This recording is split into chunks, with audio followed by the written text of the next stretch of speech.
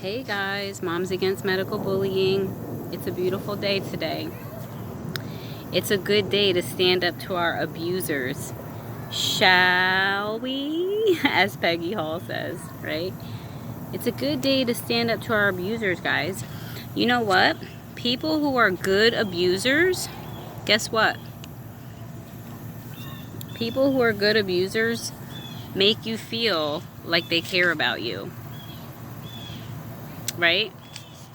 How many women stay in abusive relationships? Because the man comes back and says, I'm sorry, I love you, I care about you, I'll never do it again. Good abusers may actually make you feel like they care about you. So I talked about that in my last video, masks or molestation. So let's review, shall we? This is a tribute to Peggy Hall. Anyways, you can tell I watch her videos. All right. So, molest, right? If you look it up in the dictionary, the first definition is to annoy or to meddle with so as to trouble or harm. Okay, masks are molestation. So, another thing I wanted to add is that, the one problem people have with facing, with abusers is that it's hard to face them. How many stories have you heard of people, being wronged and like they don't want to tell anybody, they don't want to face the person, they're afraid, they're ashamed, they don't want to be called a troublemaker. So let's face our abuser, okay? If your governor is trying to force masks, so he's an abuser. He's an abuser. I don't want the governor to care about me, to say he cares about me. Oh, there goes a chemtrail. Some chemtrail thingamajiggies there. So, that's not his position in my life. Okay? That's my position. I care about myself. I'll care for me. Thank you. I will make decisions for myself. Thank you very much. I'll make my own medical decisions. Governor, you will not make my medical decisions. Thank you. Thank you. Because you are not me. You're not in my body. Okay? So stop it. Stop abusing us and covering it up as you trying to care about us. You are molesting people with your mask mandate. There goes an alliteration for you. Molesting, mask, mandates. So here we go. When I think about what they're doing to people, what they're doing to society, right? I get this picture in my mind. It's like happening all so fast, like plummeting. Like the words plummeting come to my mind. The word plummeting, overwhelm, and bulldozing. So I know plummeting means like kind of like going down very fast. It's as a fall or drop straight down at high speed. And it's the high speed part that really is in my mind. What they're taking society and they're plummeting us, it's at a high speed. And it's like a high speed train coming and you can't stop it. And this is what I feel that they're doing to society. The brainwashing and the programming is happening at such a hardcore pace. And, but you know what? It's not stronger than God. That's all I have to say. But another thing, bulldozing. We're being bulldozed. What does that mean? It's use of insensitive force. This is what the governor is doing. He's using insensitive force when dealing with us. He's bulldozing us. They don't care what we have to say. They're bulldozing us. They're rolling right over us. They don't care. They're going to keep on trucking, right? In a sense, I felt like God was saying, sometimes it's not about stopping it, Sometimes it's not about trying to put a stop to the high-speed train that's coming at us. But you just let it happen and watch me in the midst of it perform a miracle. Anyways, I'll leave that there. So in my last video, I talked about, yes, now my approach, I believe my approach is going to be telling them that they need to add a religious exemption to the mask mandate, to the mask regulation, just like they do with vaccines. If we have religious exemptions to vaccination, we should have religious exemptions to these stupid masks, face coverings, as they call it.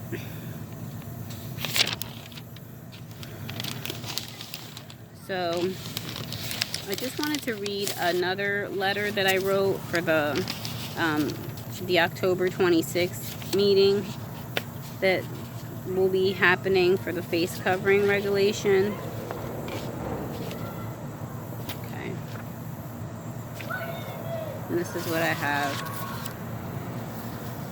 Why is the CDC using the Public Health Department to rule over us under the name of safety or emergency? Do they not know that where rights are secured by the Constitution, there can be no rule or lawmaking legislation which could abolish them? And that's from Miranda versus Arizona, 384 U.S. 436. I got that from reading Carl Miller's work.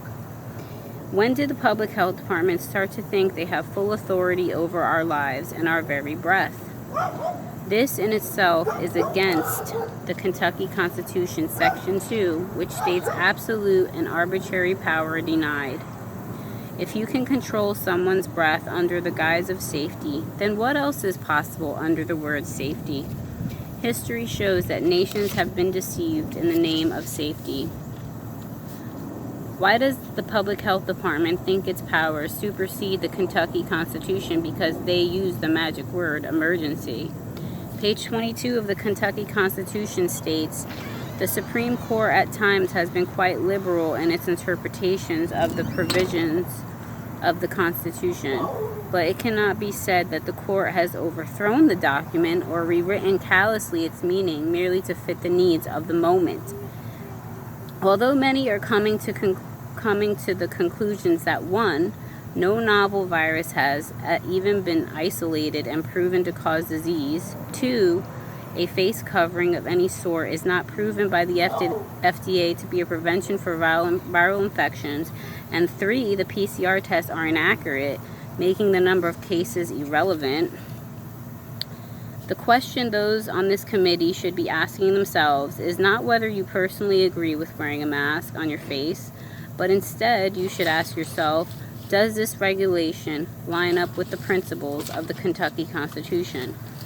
The studies brought forth by the Public Health Department from the CDC are not the documents that we, the constituents, use to relate to our legislature, but the federal and Kentucky Constitution and statutes are what we use to make sure that the government does not overreach and violate our rights. As I understand it, the Constitution is to be construed in favor of the beneficiary.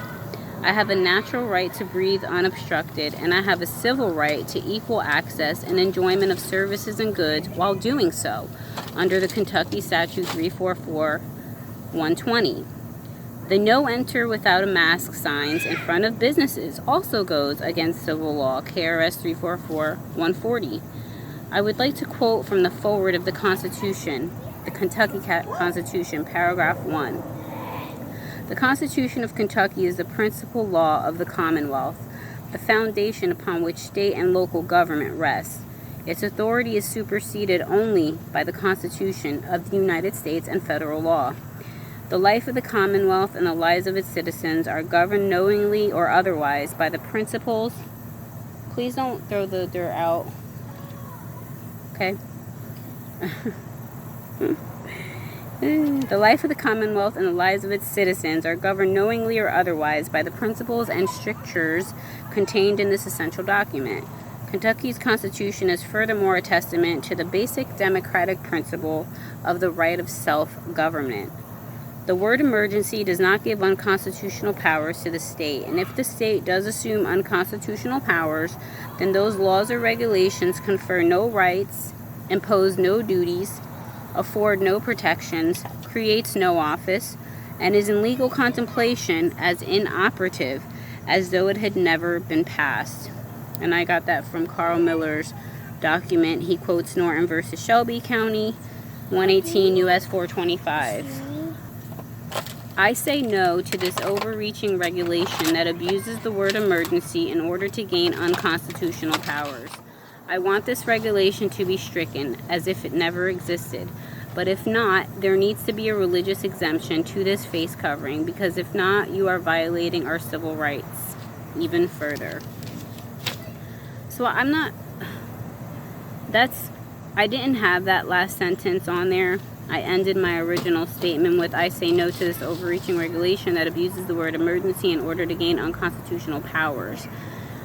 But then I thought, well, if they're gonna bulldoze us, then I might as well demand that they also include a religious exemption to this regulation. So I'm not sure if I should stick with the whole everything I just wrote, or if I should just change it all to just make a simple statement of please amend this regulation to include religious exemptions. I'm kind of thinking I should just go that way and do the simpler, the simpler thing and say, hey, you have to amend this regulation to accommodate us, or else you're violating the Constitution, you're violating our religious rights, you're violating our freedoms. So what do you guys think? Should we take that angle, or should we take the angle of completely getting rid of the regulation? Is that even possible? And all things are possible. Sweetie, don't do that. Do not do that. Anyways, I have a little bit more to read. I'm going to put it probably in another video. I'm going to read from some notes that I wrote. And I just want to say that, yes, in this video, I did repeat a lot of the same things that I talk about in my previous ones. But I think it's important to keep repeating these foundational things over and over again. Why? Because they keep bulldozing us with their brainwashing. So it's important to come back and remember the basic foundations and principles upon which we stand, so we don't forget. Faith comes by hearing. You got to keep hearing it so you can get it in your heart and have the confidence to move forward in it, just like they are. They're moving forward in this deception, and they don't care. They're bulldozing us. They don't give a crap. So we have to do the same. Get it in your heart and move forward with confidence. That's what Carl Miller says. If you don't claim your rights, you have no rights. We have to have the confidence to claim our rights. Yes, are they going to laugh at you and things like that? Of course, because they're evildoers. They're mockers of righteousness. So of course they're going to laugh. Who cares? Let's strengthen each other and listen to encouraging people that are going to empower you. And don't stay on Facebook too long.